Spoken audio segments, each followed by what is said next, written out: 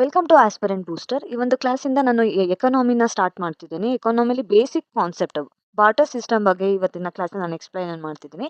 ನೋಡಿ, N C R T ಏನಿದೆ, class 11th and class 12th specially micro and macro economics ತುಂಬಾನೇ important. ಯಾಕೆಂದರೆ ಇದ್ರ ರಿಲೇಟೆಡ್ ಈ ಮೈಕ್ರೋ ಮ್ಯಾಕ್ರೋ ಎಕನಾಮಿಕ್ಸ್ ಇಂದಾನೆ ಆಲ್ರೆಡಿ ಪ್ರಿವಿಯಸ್ UPSC ಕ್ವೆಶನ್ ಪೇಪರ್ನ ತೆಗೆದು ನೋಡಿದ್ರೆ ಖಂಡಿತವಾಗ್ಲೂ ಮ್ಯಾಕ್ಸಿಮಮ್ ಕ್ವೆಶನ್ಸ್ಗಳು ಇಲ್ಲಿ ತೆಗೆದು ಇರೋದನ್ನು ನಾವಿಲ್ಲಿ ನೋಡ್ಬೋದು. ಹಂಗಾಗಿ to read the N C R T is very important. Specially class 12th N C R T ಏನಿದೆ ತುಂಬಾನೇ ಇಂಪಾರ್ಟೆಂಟು ಅಂತಲೇ ಹೇಳ್ಬೋದು. ಅಲ್ಲಿ ಬರುವಂಥ ಕಾನ್ಸೆಪ್ಟ್ನ ನಾನು ಇವತ್ತಿನ ಕ್ಲಾಸಲ್ಲಿ ಎಕ್ಸ್ಪ್ಲೈನ್ ಮಾಡ್ತಿದ್ದೀನಿ with previous year question paper ಯಾವೆಲ್ಲ ಕ್ವೆಶನ್ ಬಂದಿದೆ ಅನ್ನೋದನ್ನ ನೋಡೋಣ.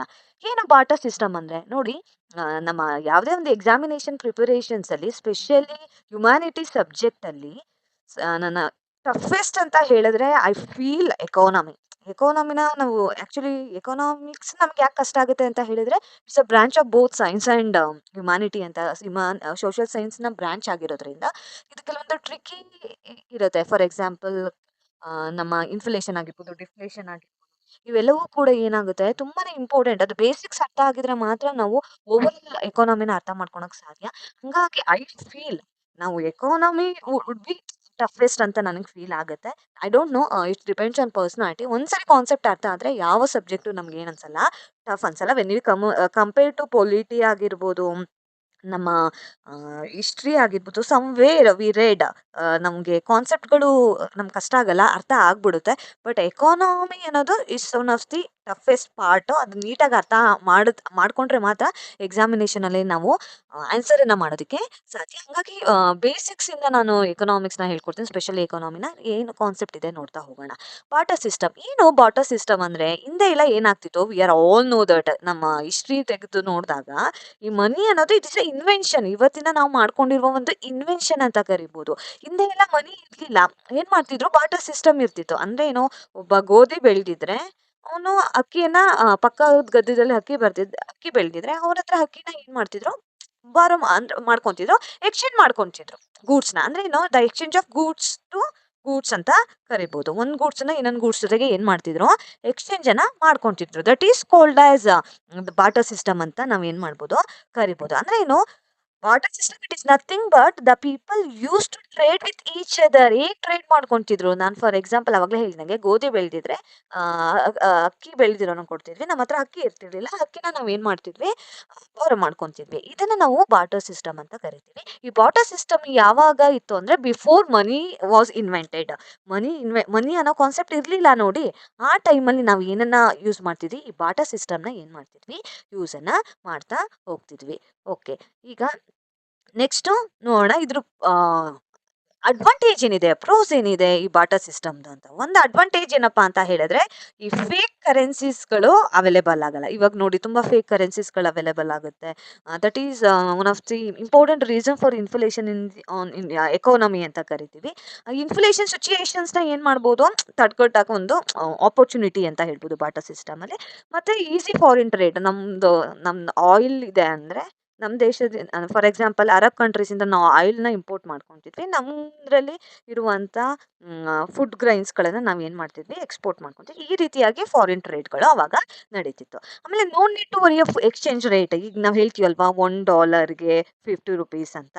ಈ ರೀತಿ ಒಂದು ಎಕ್ಸ್ಚೇಂಜ್ ರೇಟ್ ಏನಿದೆ, ಈ ಟೆನ್ಷನ್ಸ್ಗಳು ಅವೈಲೇಬಲ್ ಇರ್ತಿರ್ಲಿಲ್ಲ. ಇವೆಲ್ಲವೂ ಕೂಡ ಏನೋ ಪ್ರೋಸ್ ಆಫ್ ಬಾರ್ಟರ್ ಸಿಸ್ಟಮ್ ಅಂತ ಕರಿಬೋದು. ಅಂದರೆ ಏನೋ advantages of barter system. Okay, ಇದ್ರ ಲಿಮಿಟೇಷನ್ ಏನಿದೆ, ಒಂದು main limitation, trade is not possible. ಈಗ ನೋಡಿ, ಫಾರ್ ಎಕ್ಸಾಂಪಲ್ ಏನಾಗುತ್ತೆ ಅಂತ ಹೇಳಿದ್ರೆ, ಈಗ exchange of goods and services ಅಲ್ವಾ, ಈಗ ಎಕ್ಸ್ಚೇಂಜ್ ಮಾಡ್ಕೊಳೋದಲ್ವಾ ಬಾರ್ಟರ್ ಸಿಸ್ಟಮ್ ಅಲ್ಲಿ.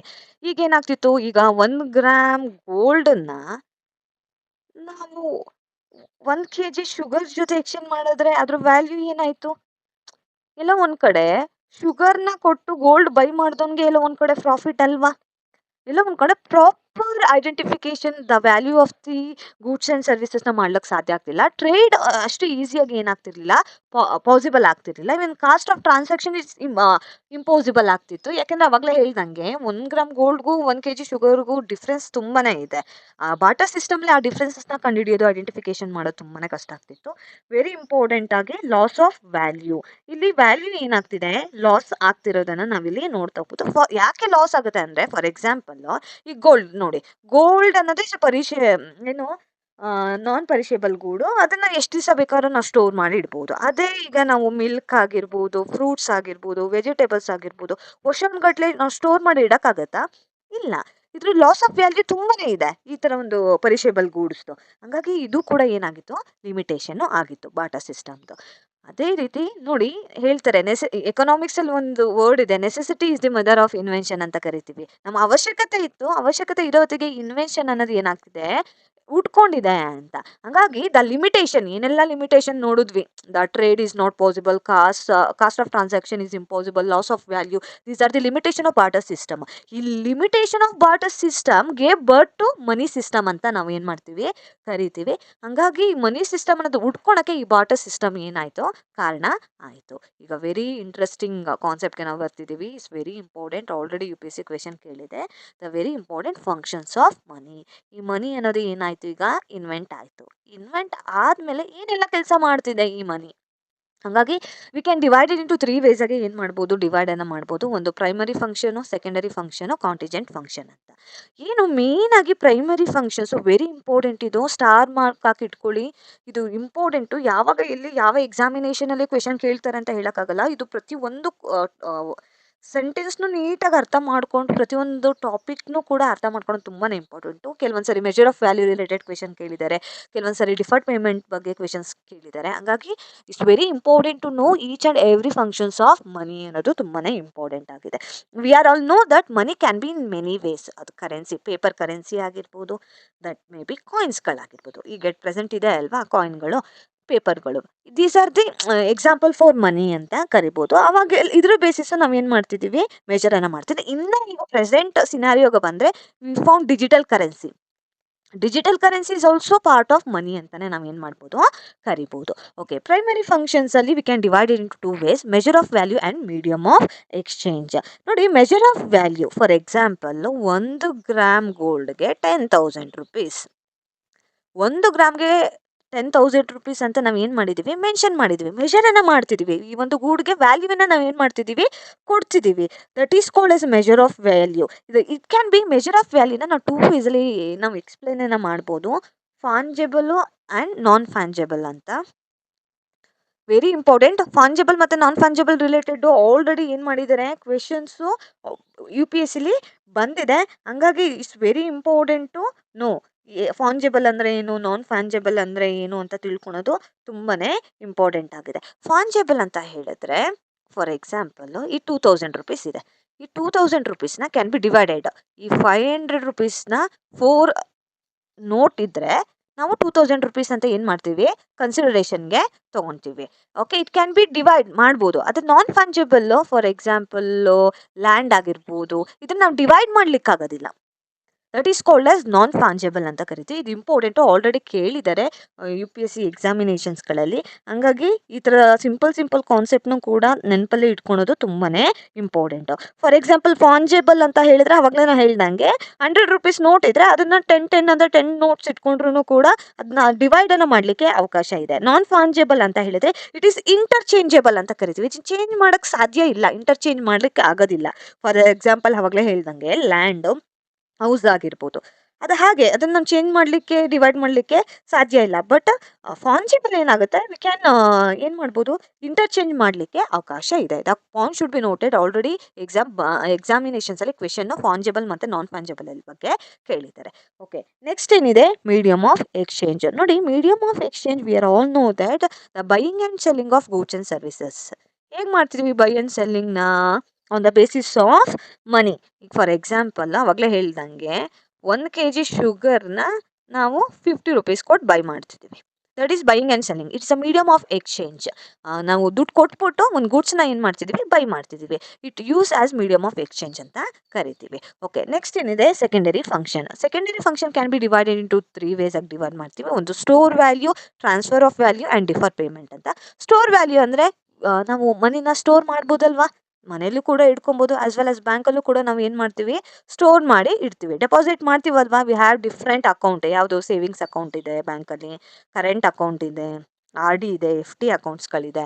ಹಂಗಾರೆ ಇದು ಮನಿನ ನಾವು ಏನು ಮಾಡ್ಬೋದು, ಸ್ಟೋರ್ ಮಾಡ್ಬೋದು. ಅಫ್ಕೋರ್ಸ್ ಸ್ಟೋರನ್ನು ಮಾಡಿ ಇಡ್ಬೋದು. ಆಸ್ ವೆಲ್ ಆಸ್ ಮನೇಲಿ ಯೂಶಲಿ ನಾವು ಇಡಲ್ಲ, ಬ್ಯಾಂಕಲ್ಲೇ ನಾವು ಸೇಫ್ ಆಗಿರುತ್ತೆ ಅಂದ್ಬಿಟ್ಟು different types of account through ನಾವು ಏನು ಮಾಡ್ತೀವಿ, ಈ ಮನಿನ ಸ್ಟೋರ್ ಮಾಡಿ ಇಡ್ತೀವಿ. ಇನ್ನೊಂದು ಟ್ರಾನ್ಸ್ಫರ್ ಆಫ್ ವ್ಯಾಲ್ಯೂ. ಹೌದಲ್ವಾ, ಈ ಮನಿನ ಟ್ರಾನ್ಸ್ಫರ್ ಮಾಡ್ಬೋದಲ್ವಾ. ಫಾರ್ ಎಕ್ಸಾಂಪಲ್ಲು ಡೆಲ್ಲಿಲಿ ಇರೋರು ಯಾರೋ ಎಂಪ್ಲಾಯಿ ಅವ್ರ ಮನೆಗೆ, ಫಾರ್ ಎಕ್ಸಾಂಪಲ್ ತಮಿಳ್ನಾಡಲ್ಲಿ ಅವ್ರ ಮನೆ ಇದೆ ಅಂತ ಅನ್ಕೊಳ್ಳಿ, ಅವ್ರಿಗೆ ಅವರ ಒಂದು ಅಕೌಂಟ್ ಥ್ರೂ ಮನಿನ ಏನು ಮಾಡ್ಬೋದು, ಟ್ರಾನ್ಸ್ಫರನ್ನು ಮಾಡ್ಬೋದು.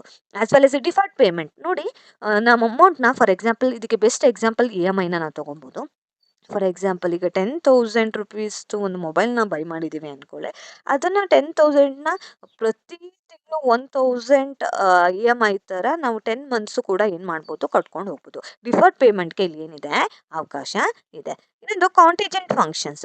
ಕಾಂಟಿಜೆಂಟ್ function played very important role. ಏನಾಗುತ್ತೆ ಅಂದರೆ, ಈ ಮನಿನ ಫಾರ್ ಎಕ್ಸಾಂಪಲ್ ನನ್ನ ಹತ್ರ 1,000 ರುಪೀಸ್ ಮನಿ ಇದೆ ಅಂದ್ಕೊಳ್ಳಿ, ಈ 1,000 ರುಪೀಸ್ ಮನಿನ 1,000 ಆಗೇ ಇಟ್ಕೊಬೇಕಂತಿಲ್ಲ. ಇದನ್ನು ನಾನು ಇನ್ವೆಸ್ಟ್ಮೆಂಟನ್ನು ಮಾಡಿಬಿಟ್ಟು ಏನು ಮಾಡ್ಬೋದು, 10,000 ಆದ್ರೂ ಮಾಡ್ಕೊಬೋದು, 1,00,000 ತನಕನೂ ತೊಗೊಬೋದು. ಇಟ್ಸ್ ಡಿಪೆಂಡ್ಸ್ ಆನ್ ಯಾವುದ್ರಲ್ಲಿ ನಾನು ಇನ್ವೆಸ್ಟ್ಮೆಂಟನ್ನು ಮಾಡ್ತಿದ್ದೀನಿ ಅಂತ. ಅದರಲ್ಲಿ ನಾವು ನೋಡ್ತಾ ಹೋಗ್ಬೋದು, ಒಂದು ಕ್ರೆಡಿಟ್ ಸಿಸ್ಟಮ್ನ ನಾವು ನೋಡ್ತಾ ಹೋಗ್ತೀವಿ. ಅಂದರೆ ಫಾರ್ ಎಕ್ಸಾಂಪಲ್ಲು ಈ ಅಮೌಂಟ್ನ, ಈ 1,000ನ ನಾನು ಶೇರ್ ಮಾರ್ಕೆಟಲ್ಲಿ ಹಾಕ್ಬೋದು, ಆಸ್ ವೆಲ್ ಆಸ್ ಬಾಂಡ್ಗಳಲ್ಲಿ ಇನ್ವೆಸ್ಟ್ಮೆಂಟನ್ನು ಮಾಡ್ಬೋದು. ಇವೆಲ್ಲವೂ ಕೂಡ credit system. These are the functions of contingent functions of money ಅಂತ ಕರಿತೀವಿ. ಇನ್ನೊಂದು redistribution of national income. National ಇನ್ಕಮ್ಗೂ ಕೂಡ ಇದು ಏನು ಮಾಡುತ್ತೆ, ಕಾಂಟ್ರಿಬ್ಯೂಟನ್ನು ಮಾಡುತ್ತೆ. ಮನಿ ಇನ್ಕ್ರೀಸ್ ಆದಂಗೆ, ನಮ್ಮ ಇನ್ಕಮ್ ಇನ್ಕ್ರೀಸ್ ಆಗ್ತಾ ಹೋದಂಗೆ, ನಮ್ಮ ಇನ್ಕಮ್ ಟ್ಯಾಕ್ಸ್, ನಾವು ಪೇ ಮಾಡುವಂಥ ಟ್ಯಾಕ್ಸ್ ರೇಟು ಕೂಡ ಇನ್ಕ್ರೀಸ್ ಆಗುತ್ತೆ. ಆವಾಗ ಆಟೋಮೆಟಿಕಲಿ ನ್ಯಾಷನಲ್ ಇನ್ಕಮು ಕೂಡ ಏನಾಗ್ತಾ ಹೋಗುತ್ತೆ, ಇನ್ಕ್ರೀಸ್ ಆಗ್ತಾ ಹೋಗುತ್ತೆ. It's very important. On the basis of contingent functions related to ಕ್ವೆಶನ್ಸ್ನು ಕೂಡ ಕೇಳಿದ್ದಾರೆ ಕೇಳಿದ್ದಾರೆ ಆಲ್ರೆಡಿ. ಓಕೆ, ಈಗ 2 ಕ್ವೆಶನನ್ನು ಸಾರ್ಟ್ ಔಟನ್ನು ಮಾಡೋಣ. Very tricky. ಕರೆಕ್ಟಾಗಿ ಅರ್ಥ ಮಾಡ್ಕೊಂಡ್ರೆ ಮಾತ್ರ ಎಕನಾಮಿಕ್ಸ್ ಕ್ವೆಶನ್ಸ್ಗಳನ್ನು ನಾವು ಆನ್ಸರ್ ಮಾಡ್ಬೋದು. ಅದರ್ವೈಸ್ ಎಕಾನಮಿ ವುಡ್ ಬಿ ಟಫೆಸ್ಟೇ. ಹಂಗಾಗಿ ನೀಟಾಗಿ ಏನು ಮಾಡೋಣ, ಕ್ವೆಶನ್ನ ಅರ್ಥ ಮಾಡ್ಕೊಂಡು ಆನ್ಸರನ್ನು ಮಾಡೋಣ. ನೋಡಿ, ಫಸ್ಟ್ ಕ್ವೆಶನೇ ಆ್ಯಕ್ಚುಲಿ ಟ್ರಿಕ್ಕಿ ಇದೆ. ಈಗ ನೋಡೋ ತಕ್ಷಣ ನಿಮ್ಗೆ ಗೊತ್ತಾಗುತ್ತೆ. ನಾನು ಎಕ್ಸ್ಪ್ಲೈನ್ ಮಾಡ್ತೀನಿ ನೋಡಿ. ಇದು 2013ನ UPSC CSE ಒಂದು ಪ್ರಿಲಿಮ್ಸ್ ಕ್ವೆಶನ್ ಆಗಿದೆ. Money performs many functions. Which one of the following is most, the point should be noted, most important functions of money. Okay, first option ಇದೆ to act as a store value. ಹೌದು, already ನಾವು ನೋಡಿದ್ದೀವಿ. It's a medium of exchange. ಹೌದು, ನೋಡಿದ್ದೀವಿ. Unit of account ಎಲ್ಲೂ ಕೂಡ ನಾವು ನೋಡಲಿಲ್ಲ, ಇದೊಂದು ಎಲಿಮಿನೇಟ್ ಮಾಡ್ಬೋದು. Act as standard deferred payment, ಇದು ಕೂಡ ಹೌದು. ನಮ್ಗೆ ಈ ಮೂರಲ್ಲೂ ಕೂಡ ಏನು ಅನಿಸ್ತಿದೆ, ಆನ್ಸರ್ ಕರೆಕ್ಟ್ ಅಂತ ಅನಿಸ್ತಿದೆ. ಬಟ್ ಇಲ್ಲಿ ನಾಟ್ ಅಂತ ಕೇಳಿದಿದ್ರೆ ಇದಕ್ಕೆ ಆಲ್ರೆಡಿ ನಾವು ಮಾರ್ಕ್ ಮಾಡ್ಕೊಂಡು ಹೋಗ್ಬೋದಿತ್ತು. ಇಲ್ಲಿ ನಾಟ್ ಅಂತ ಕೇಳಿಲ್ಲ. ಏನು ಕ್ವೆಶನ್ ಕೇಳಿದ್ದಾರೆ, most important functions of money. ನೋಡಿ, most important of function of money ಇಲ್ಲೇ ಇದೆ, ನೋಡ್ತಾ ಹೋಗಿ. ಆಲ್ರೆಡಿ ಫಂಕ್ಷನ್ಸ್ ಆಫ್ ಮನಿನ ನಾವು ಡಿವೈಡ್ ಮಾಡಿದ್ವಿ, ಪ್ರೈಮರಿ ಫಂಕ್ಷನ್, ಸೆಕೆಂಡರಿ, ದೆನ್ ಕಾಂಟಿಜೆಂಟ್. ಮೇಯ್ನಾಗಿ ಮನಿನ ನಾವು ಬಳಸೋದು ಏನಕ್ಕೆ, ಮನಿನ ಬ್ಯಾಂಕಲ್ಲಿ ಸೇವ್ ಮಾಡಿ ಇಟ್ಕೊಂಬೋಣ ಅಂತ ಬೆಳೆಸ್ಬಿಡ್ತೀವಾ. ಮೇಯ್ನಾಗಿ ಮನಿ ಬಳಸ್ಕೊಂತಿರೋದು ಏನಕ್ಕೆ, medium of exchange, goods and ಸರ್ವಿಸಸ್ನ ಬೈ ಆ್ಯಂಡ್ ಸೆಲ್ ಮಾಡೋಕ್ಕೋಸ್ಕರ ನಾವು ಏನು ಮಾಡ್ತಿದ್ದೀವಿ, ಯೂಸನ್ನು ಮಾಡ್ಕೊತಿದ್ದೀವಿ. The point should be noted.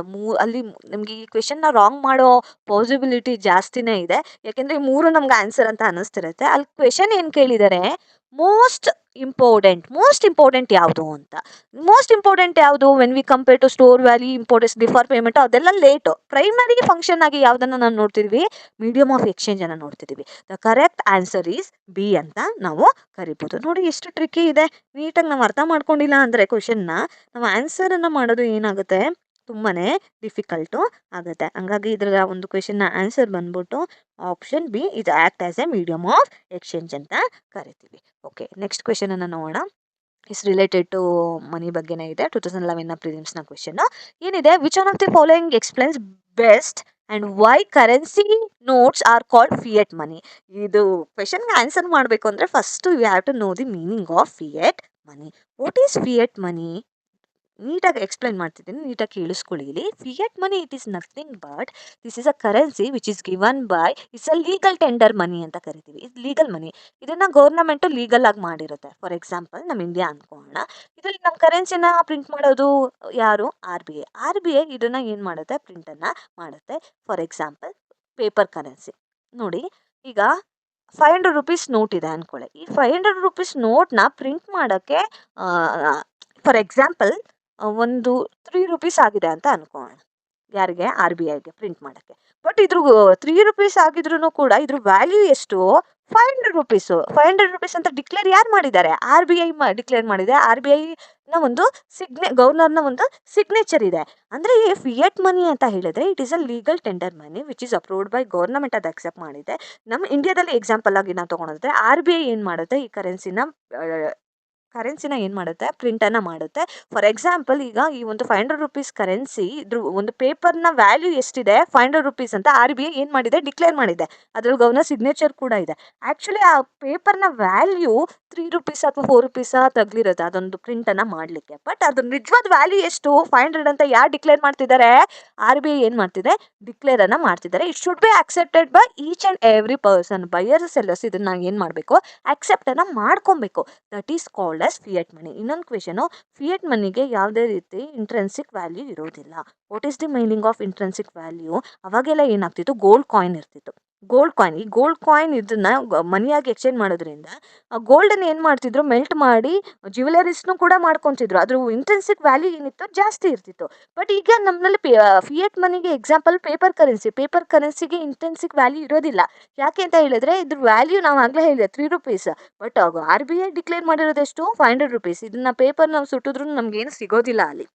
ಹಂಗಾಗಿ ಇದಕ್ಕೆ ಯಾವುದೇ ರೀತಿ ಫಿಯಟ್ ಮನಿಗೆ ನೋ ಇಂಟ್ರೆನ್ಸಿಕ್ ವ್ಯಾಲ್ಯೂ, ಯಾವುದೇ ರೀತಿ ಇಂಟ್ರೆನ್ಸಿಕ್ ವ್ಯಾಲ್ಯೂ ಇರೋದಿಲ್ಲ. The point should be noted. ಇದು ಗೊತ್ತಿದ್ರೆ ಮಾತ್ರ ಈ ಕ್ವೆಶನ್ನ ಆನ್ಸರ್ ಮಾಡೋದಕ್ಕೆ ಸಾಧ್ಯ. ಫಸ್ಟ್ ಕ್ವೆಶನ್ ಆಪ್ಷನ್ ಏನಿದೆ, they are backed by metallic reserves. No. Issued by RBI of course. But ಇನ್ನ ಆಪ್ಷನ್ ಇದೆ ನೋಡೋಣ. They guaranteed by the government of India of course. But most appropriate answer ಏನು, they are accepted as money because if trust between payer and payee. The option D is the answer. Okay, ಇದು ನಿಮ್ಗೆ ಅರ್ಥ ಆಗಿದೆ ಅಂದ್ಕೊಂಡಿದ್ದೀನಿ.